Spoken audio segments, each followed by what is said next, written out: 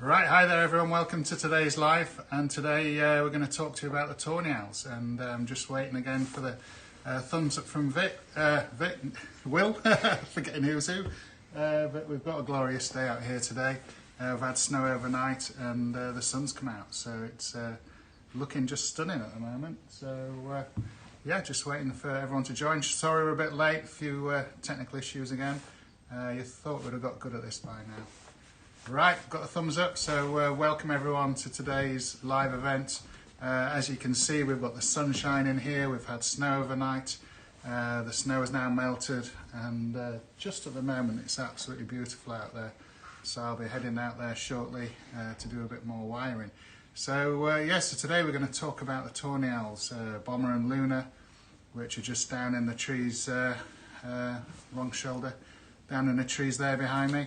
So they've been courting, which has been an absolutely fabulous thing to see for everyone, you know, watching on live cameras as well, to witness all of this early stages of their courtship. So we're going to start with a video that we produced just a bit earlier in the year about how they defend their nest site, and this is a stunning little video.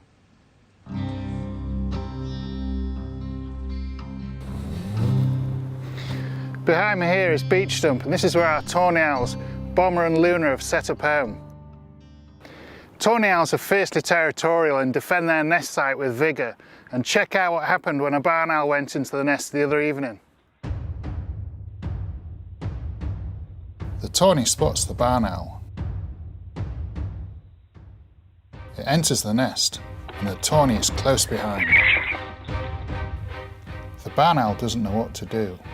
The Tawny owl has it tracked.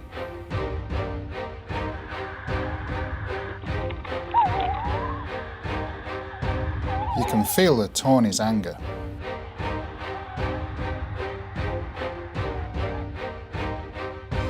It calls its mate for backup.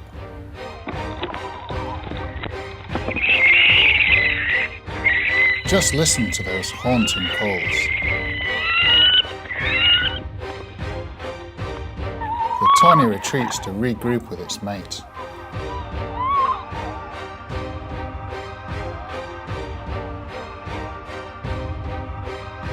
It tries to evict the barn owl again.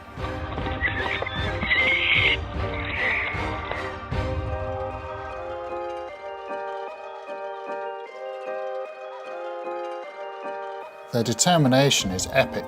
They won't give up. The Tawny goes in for a final assault.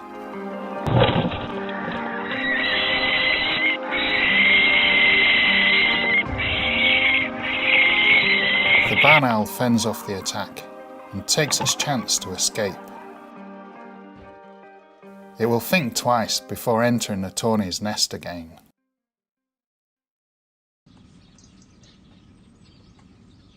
So as you can see by that video, you literally don't mess with the Tawny owls. They literally rule this valley here, apart from the buzzards, but they tend to not come into the trees here, close to us here.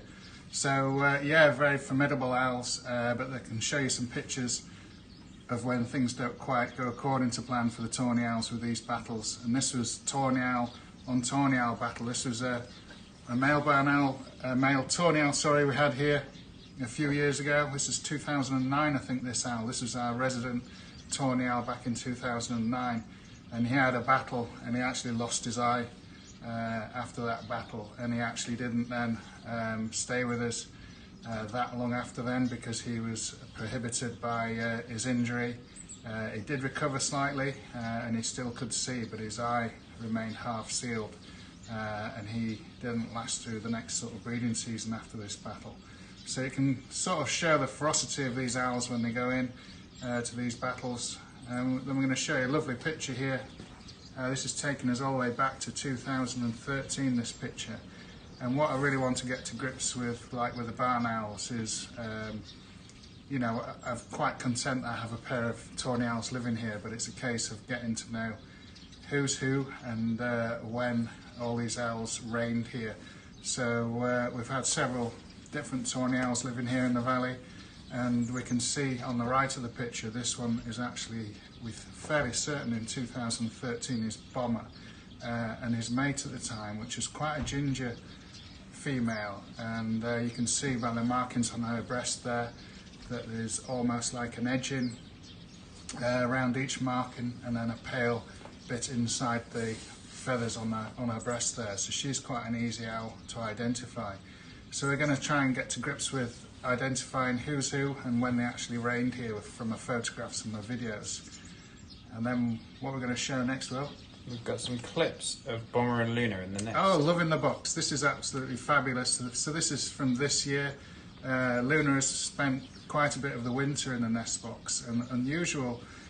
Bomber hasn't been in there with her that much, but this is wonderful little moments to see this courtship and this early preening stage at the beginning of every breeding season, which you know, we're actually into that now. We don't think of owls, you know, breeding later in the spring.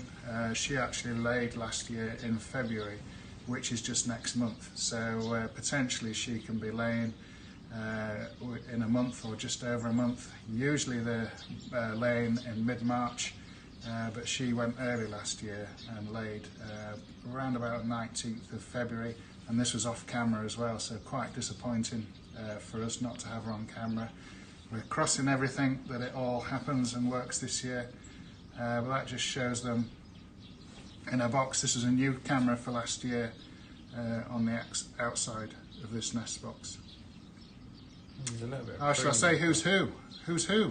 So, we have Bomber. I've got to do the right and left correct. So Bomber's on the... he's on your left as you view. Yeah, on your left as you view the picture. On my left, is it? Yeah. Bomber's the one being preened, basically, the one with more colour on his face. So Luna is preening Bomber. I'm looking at everything in reverse, so it's harder to see. But we've got some lovely vocalisation as well that we're going to show. This is Luna. And then there's a bit of her preening vocalisations. Yeah, so we've got Luna on camera. She's more white and pale in the face. So this is Luna here, just before she heads out. That's Bomber. And we have Bomber on this one. So he's got quite definite markings on his back there, that more white than Luna. But this is a lovely little clip where he's actually in the nest entrance skewed on a funny angle. But he's always watching outside, looking for any barn owls passing by. So quite a formidable owl, this one. And this is Luna doing some preening. Yeah. So we've got Luna here, preening away. And the tail markings as well, we can see who's who with the tail markings. Bomber has more definite lines in his tail. So when they're both in the entrance hole together, when their backs are to us, we can see who's who there. And we're going to take you through some of the absolutely fabulous calls now. I won't be able to hear these because of technology, but I've seen these videos already, and this is wonderful bit of calling. I'll just stay quiet for a little moment here.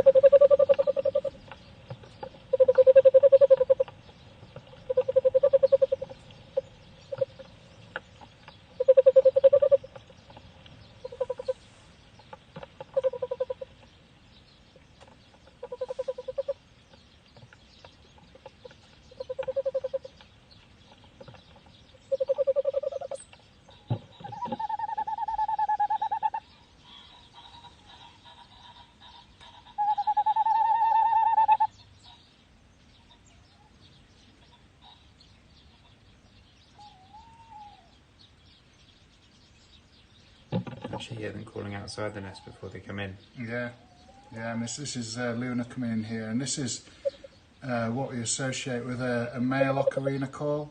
And what we're finding out very much is both male and females will make a full vocabulary of different sounds and noises. It's not just the male that does one thing, which is often reported, and the female that does a different call. They often say owls go to-it, to-woo, and it's the male and female sort of corresponding with them, but both owls can do both noises, and it's not really a to-it, it's more of a, and then it's basically a communication call. So it's an owl saying, "Are you there?" and another one saying, "Yes, I'm here." So, but the sounds that they make, there's a huge array of different calls that they make, and they're all absolutely wonderful, from chittering through to hooting, that lovely call, which is a courtship call you've just been hearing there. And this is something we really want to get to grips with this year. I'm a patron of the World Owl Trust, and they had a tawny owl, a captive tawny owl for I think almost like 15 years. The female, it was a male owl making all of the male calls, and then after 15 years it laid a clutch of eggs. So it was a female owl. So it proves that these owls do make a wide variety of calls, and this is something that's not very studied very well. So we're hoping to get to grips with this a little bit more and see which owl is making which noise at which time of year and why, basically. So it's going to be a fascinating journey, that. So is that the end of our video, sir? I believe so, yes. Yeah. So that's what we're going to show you today, and we've got this lovely landscape today. It's not actually, it's chilly out here, but it's not really cold today. It's quite nice. So I'm going to take some questions now.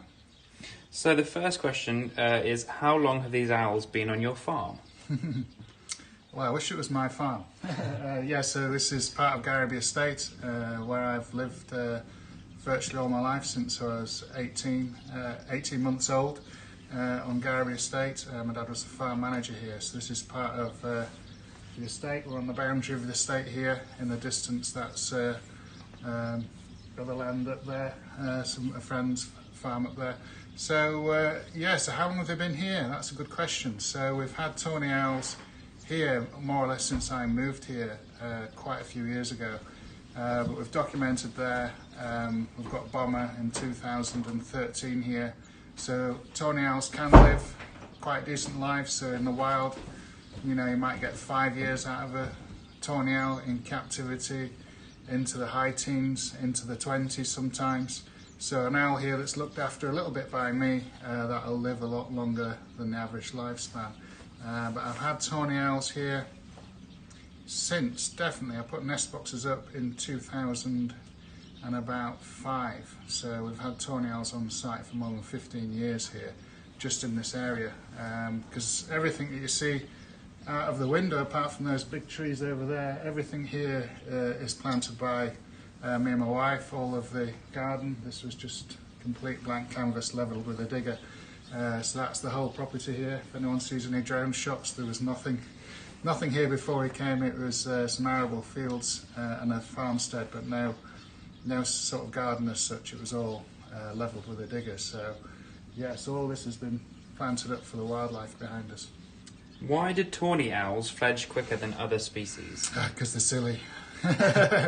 Yeah, so tawny owls are one of those owls that really do fledge early, and it never ever seems to make any sense because they always end up getting very wet, very cold. They end up on the floor with bad weather, you know. So they so they are one of the owls that do that. But the tawny owls will look after those chicks wherever they are, whether they're on the floor or whether in the nest or whether they're in trees or bushes. The tawny owls will follow, the adults will follow that call and feed those chicks no matter where they are. But it never seems to make any sense to me, and I spend ever so much time trying to get people not to pick them up and bring them to places like myself, because 99% of the time that owl chick wants to be left exactly where it is.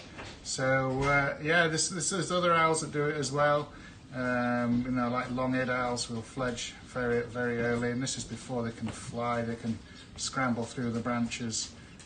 Some birds will leave the nest earlier because of competition. So things like peregrine falcons and sparrowhawks, goshawks. Quite often the males will leave first, especially with the hawks, the goshawks, the sparrowhawks, because of it's just too much pressure. The females are much bigger, and the males can soon end up in a scrum. So when the food's delivered, it gets all very frantic if the chicks are hungry, and those smaller males can get damaged. So they will fledge earlier than the females. But tawny owls makes no sense. So following on from this, how long are the chicks in the nest?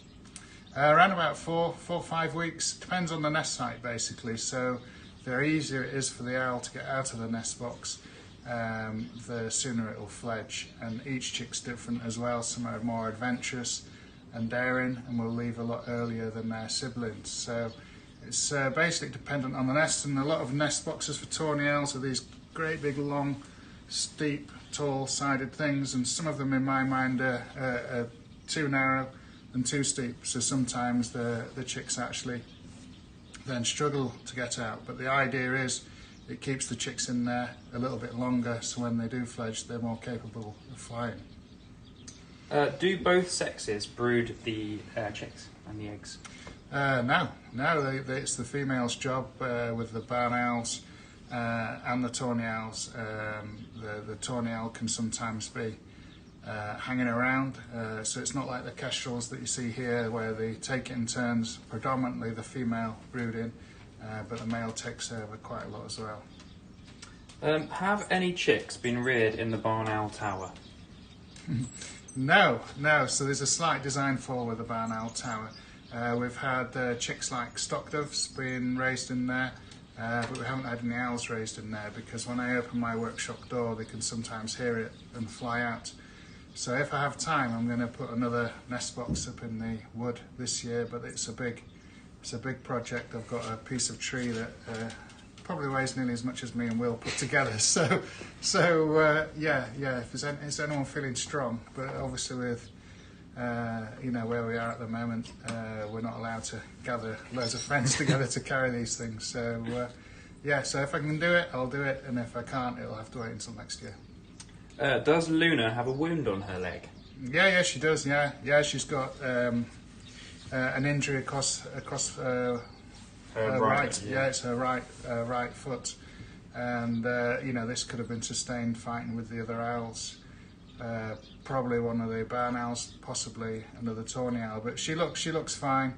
It was slightly swollen, and I wasn't quite sure whether it was a cut at first, but I could actually see there was a slight sheen in there, reflecting from the infrared light, so it was definitely a wound. But at night it makes it a little bit easier for us to identify her at the moment, because when the cameras go into her infrared we can't see the coloration that Bomber has, so it's easy to tell them apart and see who's doing which call at the moment. And then I think we've got one final question. What is the best food to put out for owls? So the best food to put out for owls, I put out Dale chicken chicks, and then I collect anything that I find on the road. Sometimes they'll eat rats as well, so I get rats. I get grey squirrels sometimes, and rabbits. But nothing at all that's based on the human consumption. Owls, kestrels, all of these birds need to eat fur, feather, and the meat mixed in. They don't want pure meat ever, so they need that roughage in their diet. So I think that's everything for today. Right, well thanks for joining us, and it's Thursday, so we'll be out here doing something on Tuesday for another live event for you. But take care everyone, have a good weekend, and we'll see you next time. It's Dagmar's birthday today. It's Anita's birthday as well. You can tell it now if you like. We're still live. Oh, we're still on? Yeah, we're still on. Excellent, we're still on. So there's some birthdays. I got it slightly wrong the other day. We've got Dagmar's, is that today? I think that might be tomorrow. Oh, we're hopeless out. Dagmar's tomorrow, Anita is today. Happy birthday.